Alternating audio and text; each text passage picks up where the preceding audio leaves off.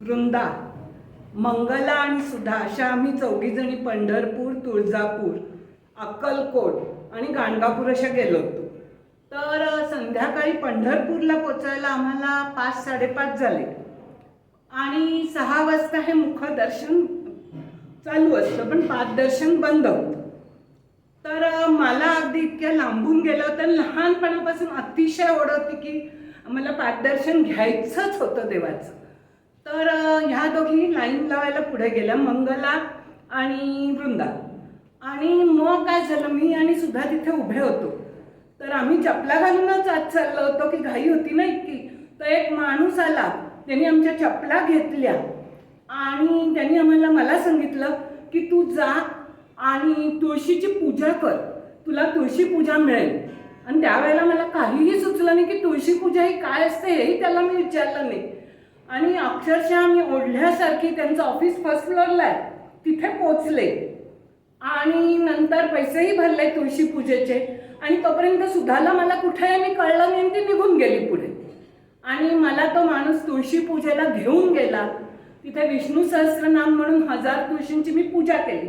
आणि त्याच्यामध्ये काय आता आम्ही चौघी बरोबर गेलो होतो, त्यामुळे मला ह्यांना सोडून पाददर्शन घ्यायची काही तशी इच्छा नव्हती. तर मग मी सुधाला फोन केला आणि हिलाही फोन केला, म्हटलं तुम्ही इथे या. तर मी तुकाराम भवनच्या इथे आहे. तर मी शेवटचं बिल्वपत्र वाहताना ह्या तिघी तिथे येऊन पोचल्या आणि आम्हाला अगदी साग्र संगीत, म्हणजे असं व्यवस्थित की त्यांनी आमचं सगळंच केलं होतं. तुळशी पूजा होती, त्याच्यात तुळशीपत्र होती, देवाचे संबंध हार, हे ते 2-3 प्रकारचे नैवेद्य, हे सगळं घेऊन आमच्या हातून, देवाच्या हातून पूजा घडली. मग तो माणूस आम्हाला अक्षरशः फक्त मनात इच्छा होती म्हणून ते पार पडलं आमच्या हातून. आमचा हा स्वतःचा अनुभव. आणि असाच एक अनुभव मला शेगावला आला होता. शेगावला मी गेले होते 2 दिवसांनी, माझ्या धाकट्या मुलाची परीक्षा होती. तर मला कोणीतरी सांगितलं होतं की तिथे लाडू प्रसाद मिळतो. म्हटलं मग आपण मुलाला तो आणूया, कारण बाहेर प्रसाद विकत मिळतो तो काही अर्थ नसतो. मला पंक्तीतला आणायचा होता. आणि त्या दिवशी नेमका शिरा होता तिथे. तर मी, माझी शेजारीण होती साधना, मी तिला, साधनाला म्हटलं की साधना हे काय आहे, आज शिरा आहे, मला काय आता नेता येणार नाही, पण असू दे असं आम्ही बोललो. तेवढ्यात ते थांबलं आणि मी खाली उतरून आल्यावर एक माणूस, टोपी घातली होती, काळा कोट होता आणि धोतर होतं, अगदी सावळा. आणि साधनाला का माझ्यावर अजून एक मैत्रीण होती, तिला विचारलं तुमच्यापैकी कोणाला तरी शिरा पाहिजे होता ना. ते म्हणाले हो, चारूला शिरा पाहिजे होता. आणि मग त्या माणसाने मला शिरा दिला.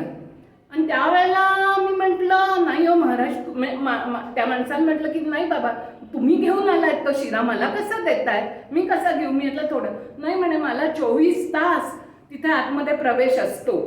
पण माझ्या त्यावेळेला काही लक्षात आलं नाही, किचनमधलंच कोणतरी आहे, त्यांना आपण हे आम्ही नुसतं हात जोडून त्यांच्याकडनं प्रसाद घेतला. आणि नंतर तो प्रसाद, मी पुण्याला होते त्यावेळेला राहायला, मी जवळजवळ 1 महिना माझ्या घरी होता आणि मी तो इतक्या लोकांना शेगावच्या दिला आणि तो राहिला. मी शेगावचे भक्त, जे गजानन महाराजांचे भक्त होते त्यांना मी पोचवला. अशा ह्या 2 गोष्टी मला आलेल्या आयुष्यातले अनुभव आहेत. आणि पंढरपूरचं तर आम्हाला म्हणजे अगदी आत्ता सध्याच्या ही वृंदा तिथे होती माझ्याबरोबर, आम्ही चौघी गेलो होतो, म्हणून मला सांगावंसे वाटले. असे आपल्या मनात असेल ते होऊ शकतं.